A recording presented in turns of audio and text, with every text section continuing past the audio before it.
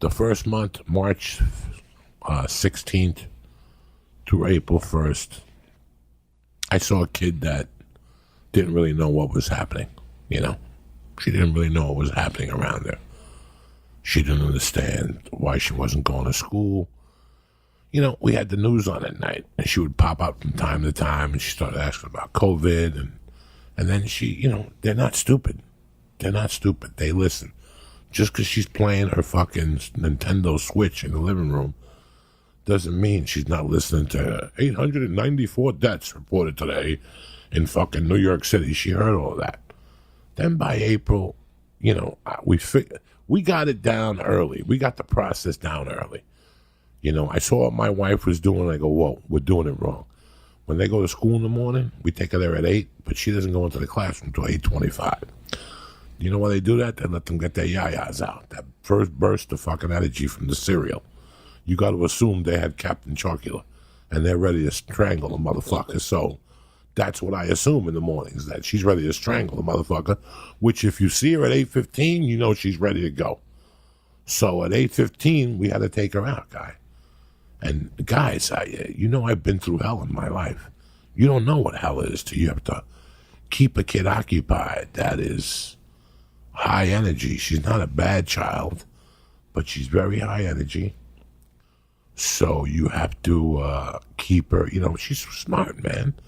And you have to challenge her mind from time to time. So every day we had different parking lots.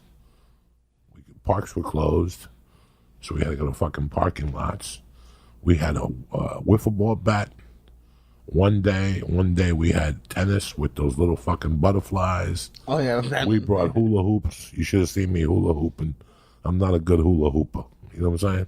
My hula hoop days are over with. You know, we bought bikes. She had a bike already. We taught her how to ride a bike. That was good for about 3 weeks. Then that obviously got old, you know. Kids were hidden. We would take them to the park, and it was still not known what was going on, so there was no kids in our lives. And then we started figuring out the Zooming for them and FaceTiming. So she started FaceTiming with 2 or 3 of her friends. And then, thank God, one of the mothers is a nurse at a major hospital, and she broke down everything for us. She got us masks. I mean, this sounds, because I mean, I grew up and I feel like I was a nervous kid. Do you see her being anxious or nervous? Or no. I'm looking at her very closely. You know, I want her to stay healthy, but kids need kids. I'm not a psychologist. I'm not a doctor. I know me, and I know how I was at that age. Yeah, I had my problems when I was young. At first I was very insecure. My dad had died. You know, I'm building models. I'm staying in. Then my mom pushed me out there. And then once she pushed me out, there was no bringing me back in. Like, once I discovered the world and the freedom I had, you know, my wife and I were talking last night about something. And we were talking about my friend that his daughter walks to the pizza place in Jersey. I go, can you believe that? He lets her go to the pizza place. Like, that's big, you know? And she goes by herself. She's 12 with her friends, you know? And my wife was like, well, what were you doing at that age? I'm like, at 7, I remember still walking. 6, walking 30 blocks.